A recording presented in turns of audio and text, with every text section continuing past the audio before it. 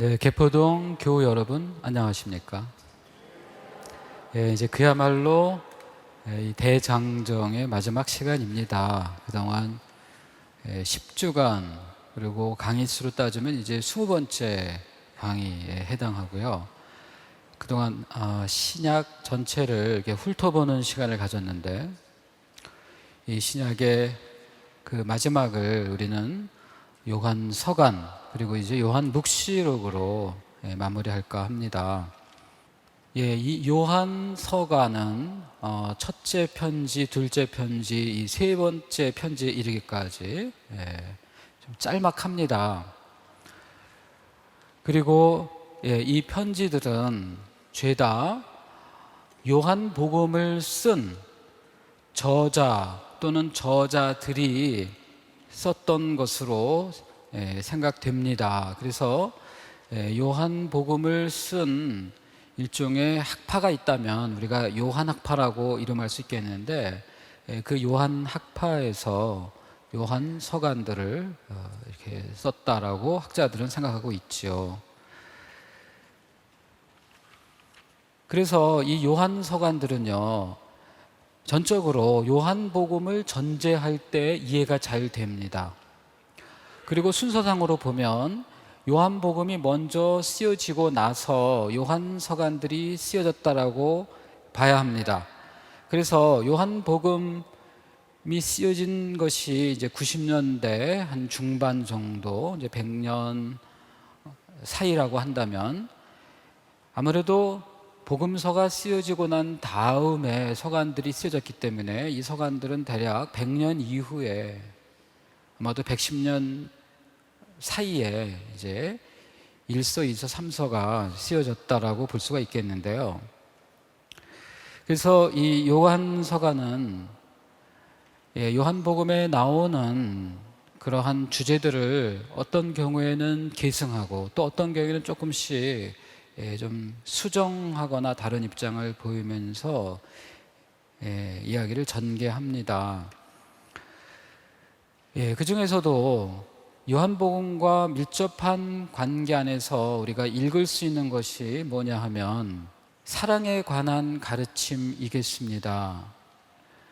우리가 지난 시간에 예수님의 새로운 계명으로서 내가 너희를 사랑한 것처럼 너희도 서로 사랑하여라, 이것이 새로운 계명이다 라는 이 말씀에 대해서 많은 이야기를 나누었는데요. 요한 1서도 마찬가지로 사랑하는 여러분 서로 사랑합시다 라고 하는 이 사랑의 계명을 무엇보다도 강조합니다. 그리고 이 사랑이 하느님에게서 비롯되었다는 것을 또한 강조합니다. 사랑은 인간이 무엇보다 선물로 받는 것이겠습니다. 우리는 구조적으로 사랑을 받아야만 비로소 사랑을 줄 수가 있습니다. 그리고 그 사랑을 근원적으로 주실 수 있는 분은 바로 창조주 하느님 한 분 외에 다른 분이 아니시죠. 그래서 하느님께서 이 세상을 사랑으로 창조하셨고 또 당신의 외아드님을 보내주셔서 이 세상이 아드님을 통해 구원을 받을 수 있도록 하셨고요. 그래서 하느님 아버지로부터 비롯된 이 사랑은 이제 내리사랑으로 우리에게까지 전해져서 그 사랑으로 이제 우리가 서로 사랑해야 된다.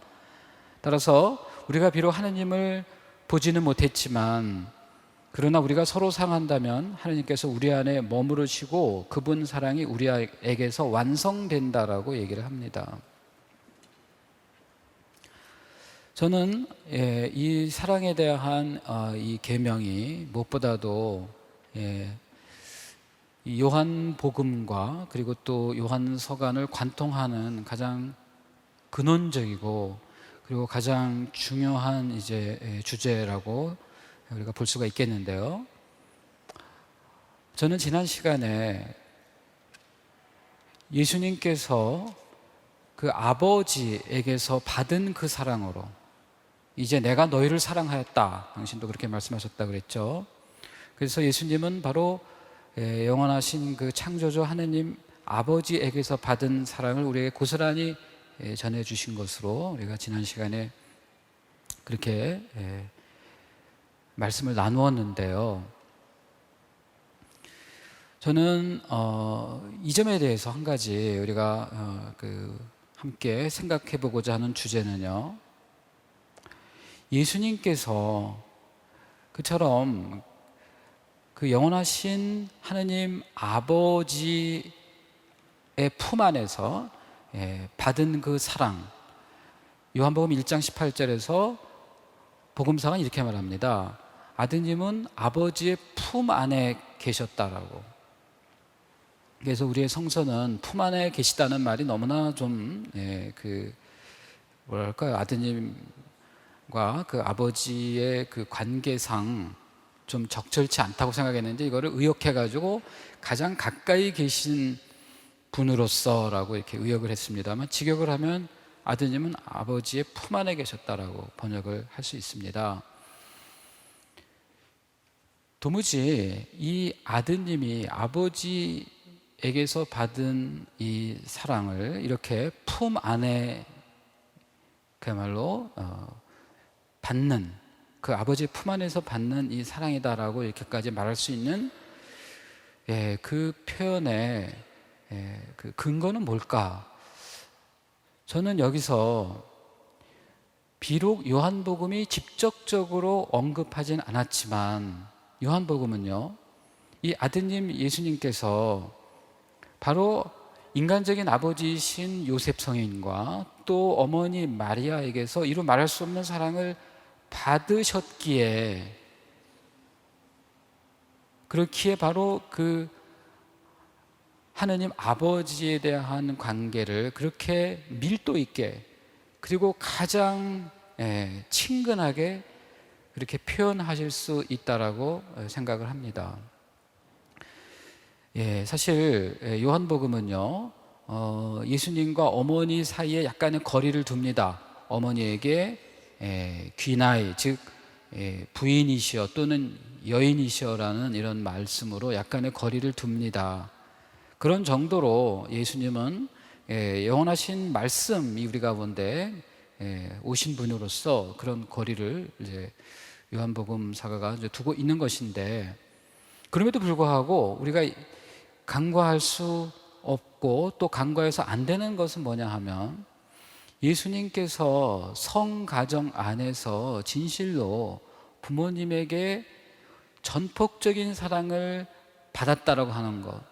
그래서 부모님께서 받은 그 전폭적인 사랑이 바로 하나님께서 예수님께서 영원으로부터 하나님 아버지에게서 받은 그 사랑을 우리에게 상기시켜주고 우리에게 그 사랑을 그렇게 드러내실 수가 있었더라고 하는 것을 저는 말씀을 드리고 싶습니다. 이 종교적인 그 차원의 사랑이라고 하는 것은요, 인간적인 사랑을 통해서 이렇게 전달되고 또 성숙되게 마련인 것인데, 그 가장 기초적인 과정이 바로 가정이라고 하는 것입니다. 예수님께서 바로 그 성가정 안에서 교육을 받으시고 양육되셨다라고 하는 이것이야말로 이분이 영원하신 아버지와의 그 관계를 더 깊이 느끼시고, 그리고 그것을 더 우리에게 적절하게, 그리고 또 아주 친근한 표현으로 우리에게 전달해 주실 수 있었다고 보는 겁니다. 사실 오늘날 우리가 겪고 있는 이 사회의 모든 어려운 점은요, 사랑의 결핍에서 출발합니다. 이 사랑의 결핍 무엇보다도 가정에서부터 출발하는 겁니다. 이 학교에서 이루어지고 있는 폭력, 사회에서 벌어지고 있는 그 끔찍한 그런 살인과 폭력, 이러한 것들이 일어나는 근원적인 이유는 우리가 사랑을 받지 못했다라고 하는 이 사랑의 결핍에서 비롯되는 것인데, 그 사랑의 결핍은 근본적으로 가정에서부터 출발하는 겁니다. 그럼으로써 결국 우리가 이 가정에서 부모님이 자녀들을 사랑과 그리고 하나님에 대한 신앙 안에서 양육하고 교육하는 것이 얼마나 소중하고 결정적으로 중요한 일인가, 이것을 바로 이 요한 복음과 그다음에 이 요한 서간이 우리에게 가르쳐 주고자 한다는 것이죠. 그래서 사랑하는 여러분, 서로 사랑합시다 라고 거듭 강조하는 것입니다. 그런데요, 이제 여기에 이 요한 공동체의 우리가 역사를 이해하기 위해서는요, 이 요한 서간에 나타난 문제가 무엇인지를 알아야 합니다. 이 요한 서간에 바로 이제 적 그리스도라고 불리우는 그러한 그 존재들이 드러나기 시작했다는 겁니다. 즉 반 그리스도 또는 적 그리스도라고 불리우는 이러한 사람들이 과연 누구냐 할 때, 이것은 바로 요한복음 안에 나타나 있는 그러한 그 예수님에 대한 올바른 가르침을 왜곡하고 이것을 잘못 해석하는 사람들이 바로 그들입니다. 그들은요, 세 가지 문제점을 보여주고 있는데, 무엇보다도 먼저 올바른 그리스도 신앙을 왜곡한다는 점입니다. 그들은 그리스도께서 사람의 몸으로 오신 것을 받아들이지 않습니다. 그들은 하느님으로부터 파견된 그리스도와 인간 예수를 구분하고자 합니다. 그래서 그들에 의하면 아버지로부터 파견된 그분은 세례 때 예수님의 인격 안에 머물기 시작했는데, 그러나 이미 십자가 처형 전에 그분을 떠났다고 주장하는 거예요. 왜냐하면 하느님에게서 오신 분이 그렇게 십자가에 달려 죽을 수는 없는 것이라고 생각한 것이죠. 그래서 이제 십자가에 달려 죽기까지의 과정만이 중요하다는 거예요. 예수님의 죽음은 믿는 이들의 구원에 아무런 도움이 되지 않는다라고 생각을 하는 겁니다. 그리고 그들은 또한 자신들은 계명을 지키지 않아도 된다고 생각을 했습니다. 그들은 죄가 없는 사람이라고 생각한 거예요. 왜냐하면 이미 그 예수님을 믿음으로써, 그리스도를 믿음으로써 그들은 이미 죄의 사함을 받았다라고 생각을 합니다. 그래서 그들은 이제 더 이상 죄를 짓지 않는 그런 사람으로 자처했고요. 그러나 실제로는 윤리적으로 매우 그야말로 계명을 지키지 않는 그런 모순된 삶을 살았습니다. 그리고 또 그들은요, 성령이 우리를 인도하는 스승이요, 그래서 스스로가 성령 안에서 활동하는 예언자라고 자처를 했습니다. 그래서 그들은 누구의 말도 들으려고 하지 않아요. 이러한 사람들을 이제 요한서간에서는요, 특별히 일서에서는 적 그리스도라고 그렇게, 또는 분리주의자들이라고 이렇게 이름을 하고 있고요. 그래서 이제 이들을 이제 경계하라고 공동체의 그 구성원들에게 편지를 쓰고 있는 것입니다. 그런데 문제는 요한 공동체는요, 교계 제도가 발달하지 않았어요. 아까 포도나무에 비유해서 말씀드린 것처럼 요한 공동체 구성원들은 포도나무이신 그리스도께 모두 다 직접적으로 연결되어 있었습니다. 그래서 그들은요, 그 포도나무와 가지 사이에 아무런 중개 역할을 하는 그런 지도자를 갖지 않았습니다. 그래서 여러분들이 그 5,000명을 먹이신 기적 이야기를 살펴보면요, 공관복음에서는 예수님이 제자들을 통해서 빵을 나누어 줍니다. 따라서 제자들은 백성들에게 그야말로 중개자로서 기능을 합니다. 그러나 요한복음에서는 예수님이 직접 빵을 백성들에게 나누어 줍니다. 그래서 예수님과 백성 사이에 중개자가 아무도 없어요. 사도들의 역할이 여기에 들어갈 여지가 없습니다. 이처럼 요한 공동체는 포도나무 직접적으로 붙어 있는 그런 가지로서 예수님과의 그런 직접적인 친교 안에서 살아가고요. 그리고 저마다 성령 안에서 성령을 안내자로 삼아서 저마다 그렇게 신앙생활을 해 나가는, 어떻게 보면 상당히 그 독립적인 그러한 공동체였고요. 그래서 여기에는 교계 제도도, 그리고 문제가 발생했을 때 그 문제를 해결할 수 있는 어떠한 조직도 없다는 것이 바로 요한 공동체의 특징이었고 또한 문제였습니다.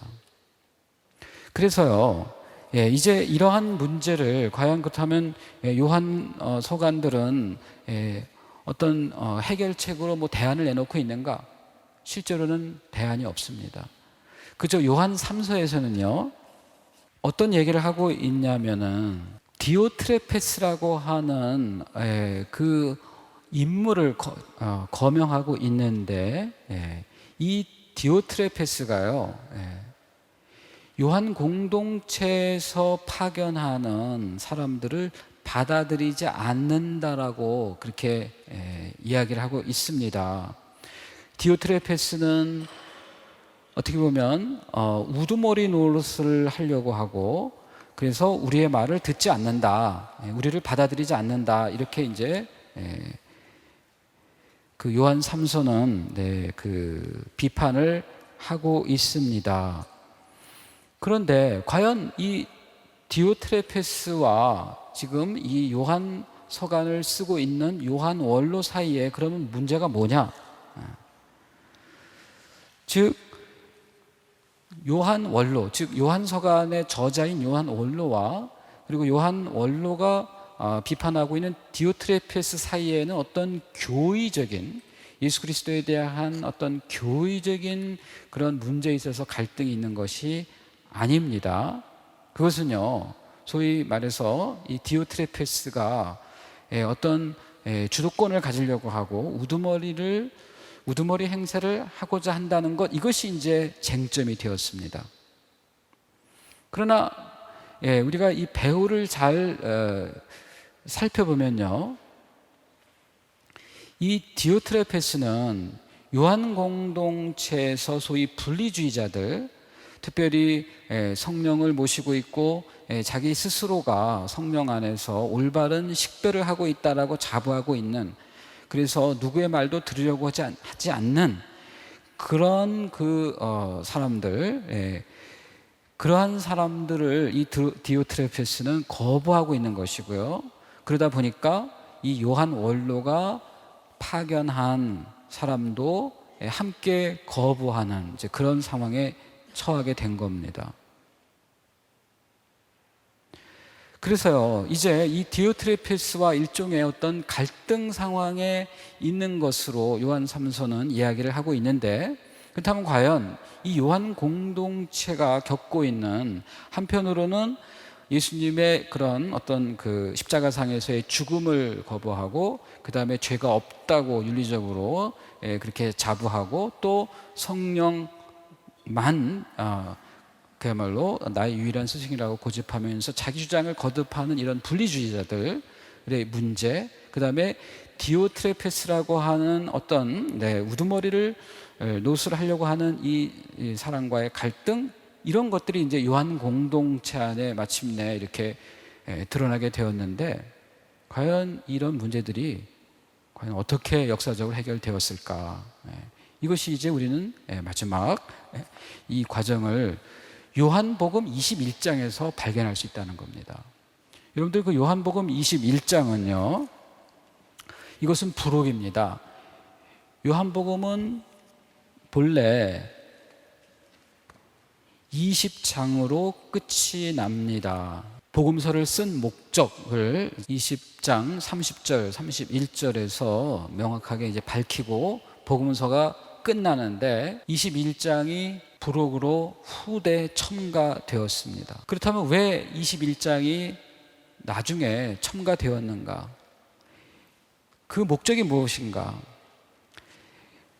이 21장은요, 요한서간 1서, 2서, 3서가 모두 작성된 다음에 최종적으로 첨가된 그러한 부분이라고 볼 수가 있습니다. 즉 요한 공동체가 겪고 있는 그야말로 이단의 문제, 이 분리주의자들의 이러한 그런 이단 문제, 그 다음에 또 디오트레페스라고 하는 어떤 그야말로 새로운 어떤 그야말로 우두머리로 등장하고 있는 이런 인물, 이런 인물에 대해서 이제 이 모든 것을 해결할 수 있는 그러한 그 방편으로 요한 공동체는 21장을 제시하고 있는 것입니다. 21장의 이 내용은 두 가지입니다. 하나는 예수님께서 갈릴레아 호수에서 이제 발현하시는 이야기고요. 그 다음에 이제 두 번째는 발현하신 예수님께서 그 베드로에게 사목권을 부여하시는 그런 이야기입니다. 그런데 바로 이 21장에서 이 결정적인 것은 뭐냐 하면요, 예수님이 베드로에게 너는 나를 사랑하느냐라고 세 번이나 거듭 물으시죠. 이것은 베드로가 예수님을 세 번이나 부인한 것을 이제 그야말로 뒤집어서 역으로 이제 질문하시는 건데, 세 번이나 거듭 질문하시면서 내 어린 양들을 돌보아라라고 그야말로 사목 권한을 베드로에게 부여하신다는 겁니다. 요한 공동체는요, 사실은 이 20장까지는요 베드로의 어떤 수익권, 그리고 베드로의 특별한 권한에 대해서 언급을 하지 않았습니다. 베드로가 많은 그 제자들 가운데 물론 조금은 좀 특별한 위치에 있다는 것을 빈무덤 이야기에서 보여주긴 했습니다. 예수님의 사랑받는 제자와 베드로가 마리아 막달라네에게서 무덤이 비었다는 이야기를 듣고 달려가죠. 그렇습니다. 그래가지고 둘이 달려가는데 누가 먼저 도착하죠? 누가 먼저 도착합니까? 예수님의 사랑받는 제자가 먼저 도착합니다. 왜 먼저 도착했을까요? 어떤 사람들은 사랑받는 제자가 젊어서 힘이 좋아서 먼저 도착했다고 이제 생각하는 사람이 있는데, 사실 그런 생각을 우리만 하는 게 아니고 서양에서도 많은 그 화가들이 예수님의 사랑받는 제자, 흔히 사도 요한이라고 한다면 사도 요한과 그 베드로 사도를 함께 그릴 때 사도 요한은 젊은 모습을 그리고요, 베드로 사도는 좀 늑수그레한 모습을 그립니다. 그래서 결국 이 사랑받는 제자가 무덤에 먼저 도착했으나 무덤 안으로 들어가서 예수님의 과연 무덤이 비어 있는지 안 비어 있는지 확인하는 작업은 이제 베드로가 하도록 자리를 양보하죠. 이런 점에서 이 베드로 사도에 주어진 어떤 권한 같은 건 이제 그런 인정을 합니다만, 그렇다고 해서 마태복음 18장에 나오는 또는 그 16장에 나오는 그 베드로에게 주어진 그런 수익권, 이런 것을 특별히 이 요한복음은 암시하고 있지 않죠. 그런데 바로 베드로에게 부활하신 예수님이 당신의 양들을 세 번이나 거듭 질문하시면서 맡긴다라고 하는 이야기를 21장에 집어넣은 것은요, 그것은 아주 중요한 의미가 있습니다. 그것은 이제 요한 공동체가 그동안 특별한 그 지도자 없이 성령 안에서 저마다 정말 신비적인 그런 방식으로 예수님과 일치하면서 그렇게 살아왔습니다.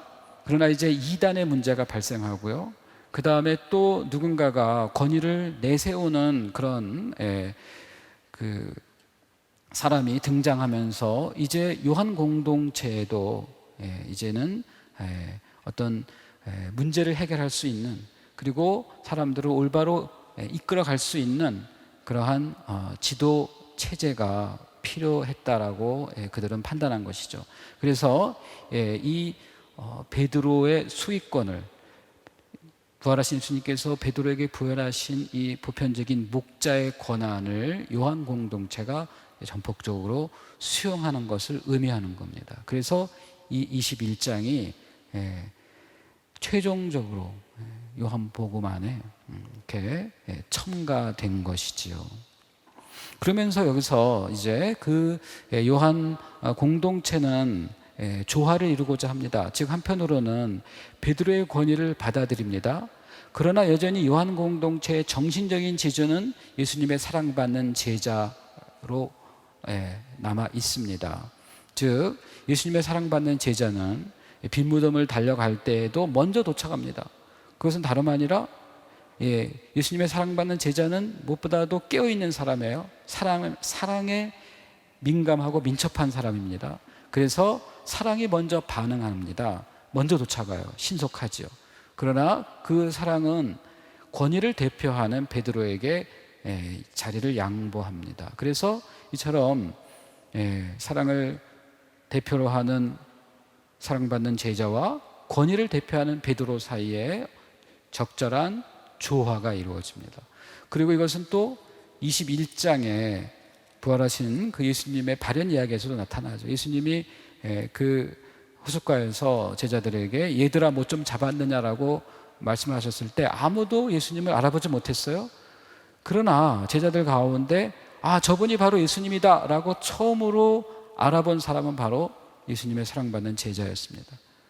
그분은 바로 그 사랑의 직관으로 예수님을 제일 먼저 알아본 것이고요. 그러나 예수님께 제일 먼저 달려간 사람은 누굽니까? 배에서 옷을 벗고 있다가 그 얘기를 듣자마자 옷을 황급히 주워 입고 물속으로 뛰어든 베드로이죠. 베드로는 바로 행동대장입니다. 그래서 베드로가 직접 먼저 예수님을 찾아뵙고 인사를 드리죠. 그래서 이처럼 요한 공동체는 정신적인 지주, 신앙과 사랑의 모델인 예수님의 사랑받는 제자의 그야말로 어떤 그 지도력, 영적인 지도력을 고스란히 수용하고 계승하고 있고요. 그러면서 동시에 이제 베드로의 보편적인 사목 권한을 수용하면서 요한 공동체는 이제 보편 교회 안에 통합된 것입니다. 그럼으로써 요한 공동체 안에 이제 그 싹트기 시작한 그런 이단적인 그런 움직임을 이제 과감하게 단죄할 수 있었을 것이고요. 그리고 이제 또 보편 교회 안에서 요한 공동체가 받은 그 심오한 계시 진리를 나눌 수가 있게 된 것이죠. 그러나 물론 후대 역사는 이러한 요한 공동체 안에 있었던 그런 그 소위 분리주의자들이 결국은 요한 공동체를 떠나서 나중에 영지주의로, 그래서 가현론이라고 하는 그런 영지주의로 이제 발전한 것이 이제 바로 이제 2세기 이후의 일이 됩니다. 자, 이렇게 이제 요한 공동체가 이렇게 그 요한 서간 3서까지 그리고 최종적으로는 요한복음 21장을 아마도 100년에서 110년 사이에 이렇게 작성해서 첨가함으로써 요한의 문헌이 이제 완성됐다고 볼 수가 있겠습니다. 그리고 이제 마지막으로 남은 주제는요, 요한 묵시록이 됩니다. 이 요한 묵시록은 일반적으로 요한 학파가 이제 썼다라고 그렇게 이야기를 이제 해오고 있습니다. 요한 묵시록의 저자는 스스로를 요한이라고 얘기하고 있는데 이제 고대 교회에서부터 특별히 이제 오리게네스 같은 경우 이 요한 묵시록을 쓴 이 그 요한이 바로 복음서와 요한 서간을 쓴 그 사도 요한이다라고 이렇게까지 이제 말을 했죠. 오늘날 이제 학자들은 과연 묵시록이 사도 요한이 직접 쓴 그런 작품인가에 대해서 이제 많은 논란을 벌이고 있고요. 그리고 이런 논란은 뭐 고대에서부터 이미 시작된 것이기도 했습니다. 그래서 그 대부분의 그 학자들은요, 여전히 이제 묵시록을 요한계 문헌 안에 포함시키되, 그러나 과연 그 요한 복음과 요한 서간을 쓴 그 사람이 또는 사람들이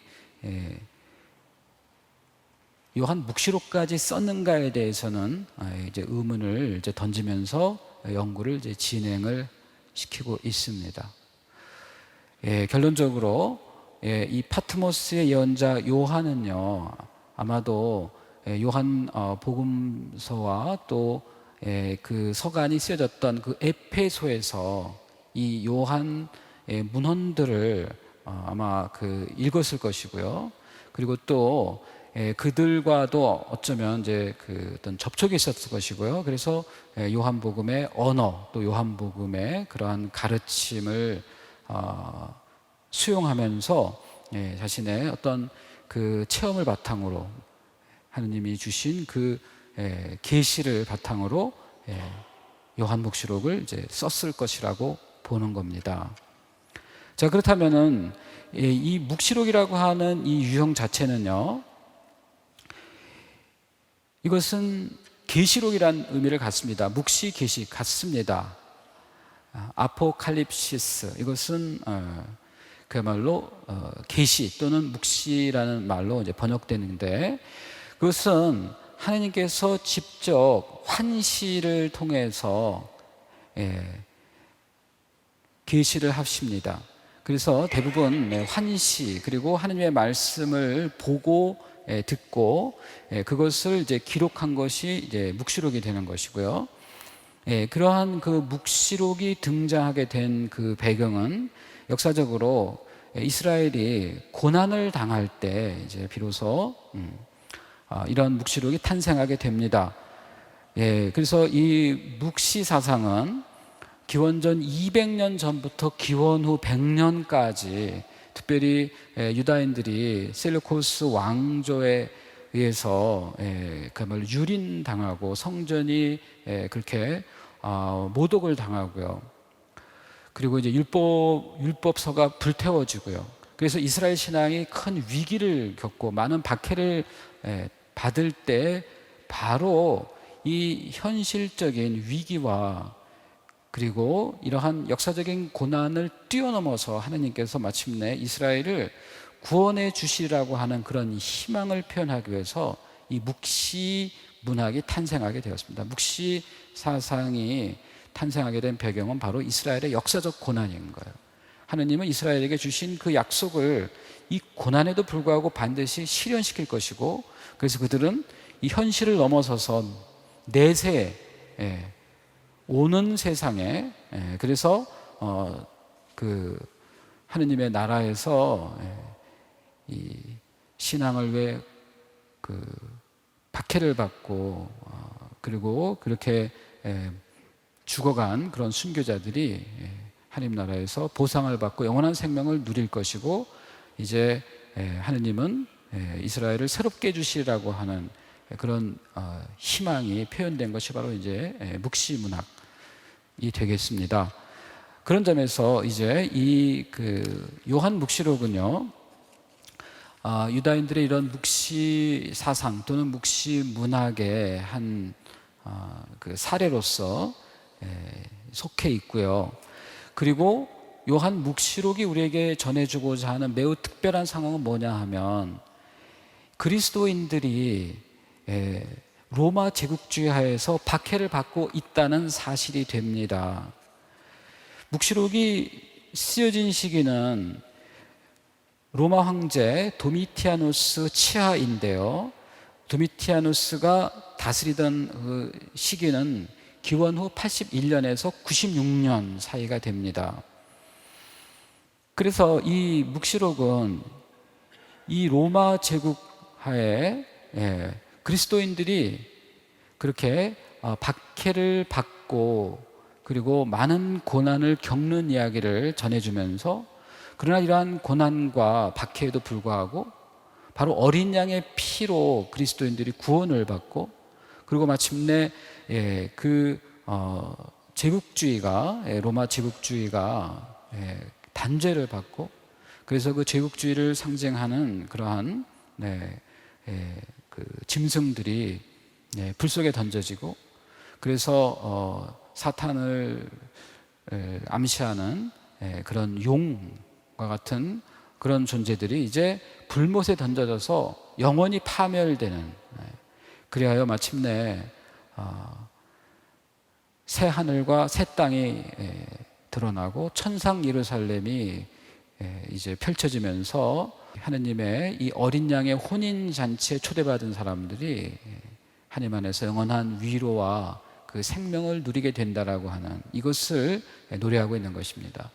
자, 그런데 문제는요, 과연 역사적으로 지금 묵시록이 말하는 이러한 그리스도인들의 박해가 실제로 도미티아누스 황제 치하에서 있었는가라는 것인데요, 역사적으로 말한다면 이 도미티아누스 황제 치하에서 그리스도인들에 대한 조직적이고 대대적인 박해는 없었다라고 볼 수밖에 없습니다.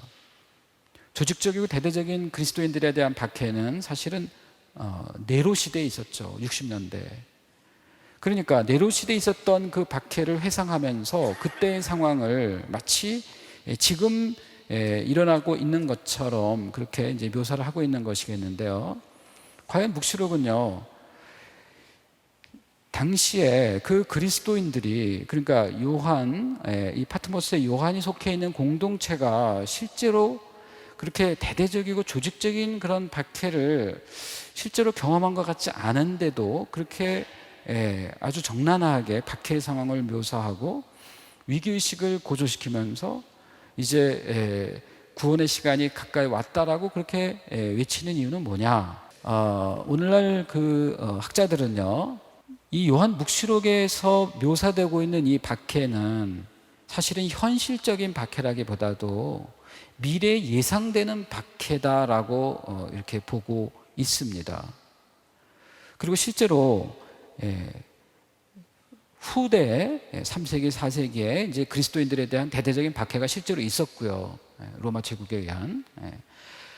그래서 이 요한 묵시록은 현재 겪고 있는 박해는 아니지만 미래에 겪게 될 박해를 묘사하고 있는데, 그들은 도대체 왜 미래에 겪게 될 그런 박해를 그렇게 강조하고 있는가, 그들의 사회적인 현실이 무엇이었는가라고 한다면, 그것은 아마도 이 파트모스의 예언자 요한이요, 무엇보다도 로마 제국주의로 대표되는 악의 세력에 대해서 대단히 단호하고, 그리고 이 세력에 대해서 누구보다도 저항하는 그런 의식을 가지고 있었기 때문에 이렇게 박해를 예상하면서 우리에게 전해주는 것이라고 볼 수가 있겠습니다.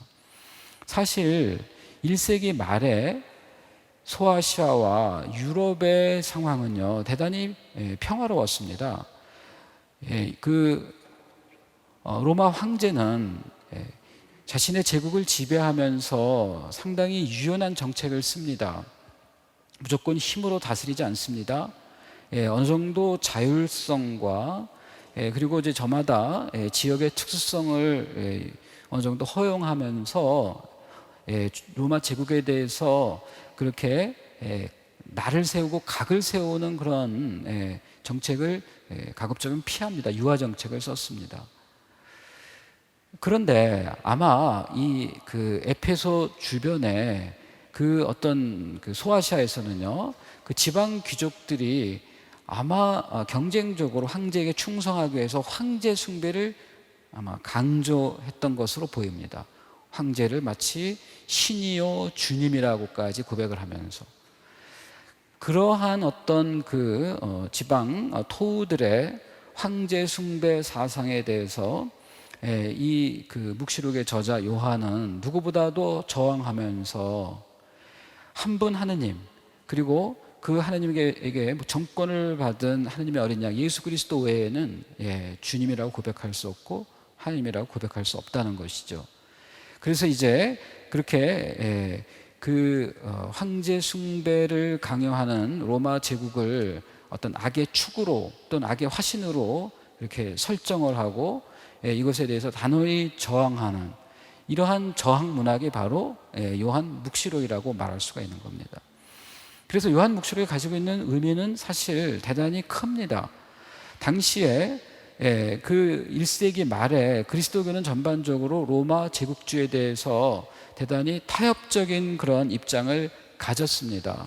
특별히 이제 사목서간에 보게 되면 티모테오 1서 2장 2절 같은 데 보면 임금들과 높은 지위에 있는 모든 사람들을 위해 기도하여 우리가 아주 신심 깊고 품위 있게 평온하고 조용한 생활을 할 수 있도록 하십시오라고 이렇게 권고까지 하고 있습니다. 사목서간은 세상과 타협하는, 제국주의와 타협하는 그런 교회의 모습을 보여줍니다. 그러나 묵시록의 저자 요한은요, 이 제국주의적인 세력 또는 이 세상의 타락한 모습에 대해서 단호히 저항하는 모습을 보여줍니다. 아마도 이 요한은요, 예수님의 두 가르침 중에서 너희는 가진 것을 팔아 가난한 사람들에게 나눠주고 나를 따르라, 그러니까 무소유에 대한 가르침, 그 다음에 또 마르코 10장 42절 이하에 나오는 것처럼 세상 사람들은 다 힘으로 백성을 누리려고 한다. 그러나 너희는 그래서는 안 된다. 첫째가 되고자 하는 사람은 꼴찌가 돼야 되고, 그리고 이제 나는 섬김을 받으러 온 것이 아니라 섬기러 왔다라고 하시는 그 예수님의 권력에 대한 비판과 철저히 섬기는 삶에 대한 가르침, 이 둘 중에서요, 나눔과 섬김이라고 하는 이 두 가지 예수님의 근본적인 가르침 가운데 이 요한은 이 섬김이라고 하는 원칙을 무엇보다 강조합니다. 이 세상은 죄다 힘으로 지배하는, 그래서 그야말로 힘에 의한 지배가 압도적으로 이 세상을 그야말로 움직이게 하는 논리인 겁니다. 힘의 논리죠. 여기에 대해서 이제 제국주의, 로마 제국주의가 그 힘의 논리를 대표하는 것이고요. 요한은 이것이야말로 그야말로 그 하느님과는 적대적인, 왜냐하면 예수님의 가르침과 가장 반대되기 때문에, 그래서 악의 세력으로 규정하고 이와 단호하게 이제 맞서는 모습을 보여주고 있는 것입니다.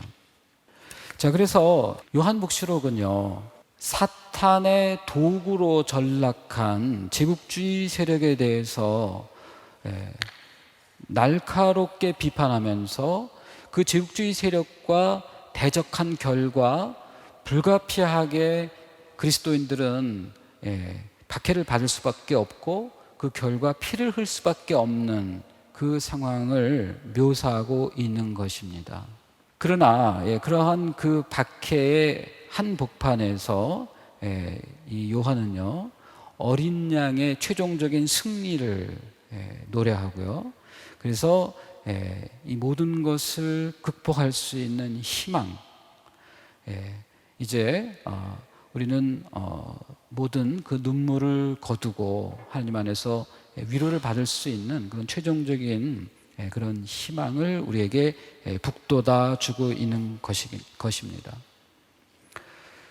자, 이렇게 요한 묵시록은 당시에 거의 유례가 없는 그러한 저항 문학입니다. 그래서 요한 묵시록은요, 각 시대를 살아가는 그리스도인들에게 교회와 사회와의 관계 문제를 심각하게 고민하게 만듭니다. 과연 교회는 기존의 정치, 경제, 사회 질서에 대해서 어떤 입장을 가져야만 하는가? 그래서 요한 묵시록은요, 우리를 편안하게 세상 질서와 타협하면서 적당하게 살아가는 것을 어떻게 보면 중지시키고 이제 본질적으로 복음 정신에 입각해서, 특별히 예수님의 이러한 그 섬김이라고 하는 원칙에 입각해서 힘이 지배하는 이 세상에 과연 우리가 그리스도인으로서 어떻게 살아가야 할 것인가를 진지하게 고민하게 만드는 그런 특별한 그런 저항 문학인 것입니다.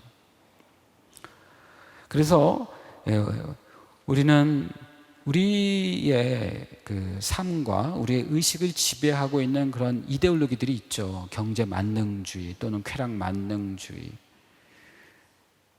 또는 시장 만능주의 등등, 또는 뭐 한때는 공산주의가 이 세상을 또 한편에서 지배하기도 했었고요. 그래서 인간을 그렇게